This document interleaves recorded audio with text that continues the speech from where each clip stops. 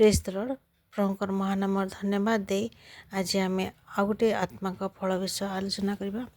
आत्मा 4 नंबर फल होउची दीर्घ सहिष्णुता बा आमर सहिबा गुण। ये सहिबा गुण एक अति कठिन विषय। ख्रीष्ट को ग्रहण कला परे प्रायतः प्रत्येक विश्वासी जीवन में गुण को विकसित करने निमंते प्राणपूर्ण चेष्टा लगी रही है।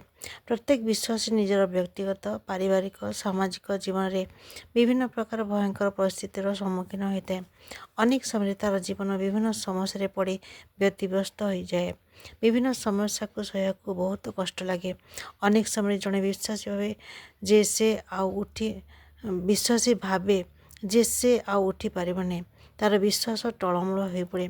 किंतु ठीक से समय आत्मा आमको परिचालित करती एवं जिते आम प्रभुठार निजक समर्पण कर आउजी पड़ू से आमर सहिबा शक्ति को बढ़ाई दियंती।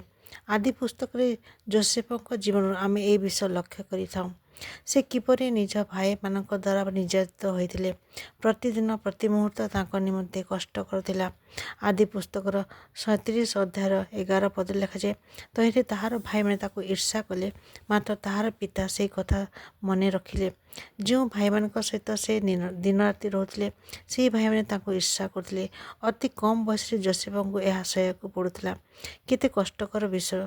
10 जन बड़ भाई गोटे पाखरे आउ जोसेफ एकुटे अन्य पाखरे।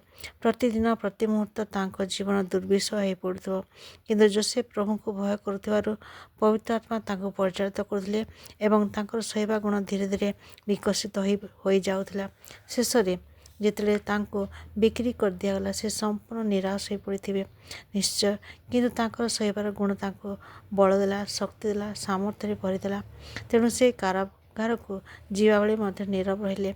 जोसेफर ये दीर्घ सहिष्णुता गुण ही आमको देखाई थाए जे परिस्थिति जिते भयंकर हेले जदि आम प्रभु विश्वास स्थिर था तेबे प्रभु आम जीवन में महान आश्चर्य कार्य करते।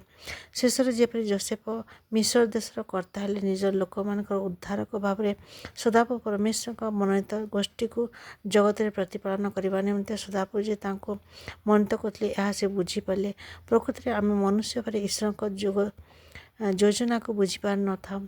किंतु जिते आम जीवन में आत्मगुण विकसित होता है से आम जे ईश्वर को गौरव देवार एक माध्यम यह बुझीपार एवं प्रभुठार निजक नम्र कर आत्मा फल दीर्घ सहिष्णुता द्वारा आम आहरी ईश्वर निकटवर्ती हो पार। Praise the lord. प्रभु ये अल्प वाक्य द्वारा आम प्रत्येक को आशीर्वाद करतु। आमेन।